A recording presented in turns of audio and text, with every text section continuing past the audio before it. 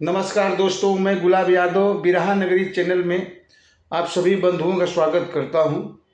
एक छोटी सी गीत लेकर के आया हूं आप लोग के बीच में। एक माँ का दर्द है और इस जमाने के देखते हुए एक माँ का दर्द गीत के माध्यम से आप लोग के बीच में सुनाने जा रहा हूं। अगर अच्छा लगेगा तो और हमारे इस गीत को लाइक और चैनल को सब्सक्राइब करिएगा। अगर अभी तक नहीं किए होंगे तो सपोर्ट करिए दोस्तों। बहुत बहुत धन्यवाद।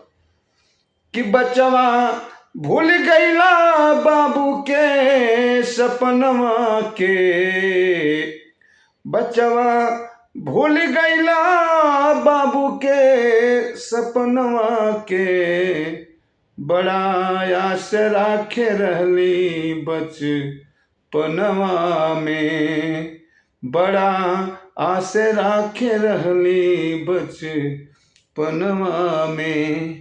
माँ कह रही है कि लुगरी पहिन सारा दिनवा बितवली, पानी पी के सुतली तोहका दूधवा पियवली, कमी एगो नाही रखली,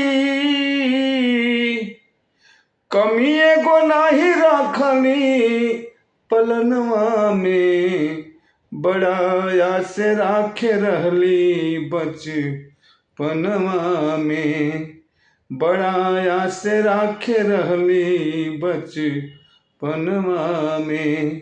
दूसर की बात माँ कह रही है, अरे लाल तोहरे खातिर खूटवा पे गोरु ना बन्हाइल, माई के गहनवा तोहरे करनवा रखाइल, कि लिखल उल्टा लीलार बा करमवा में, बड़ा आस राखे रहली बचपनवा में, बड़ा आस राखे रहली बचपनवा में। बचवा भूल गईला माई के अरे सपनवा के, बड़ा आस राखे रहली बचपनवा में।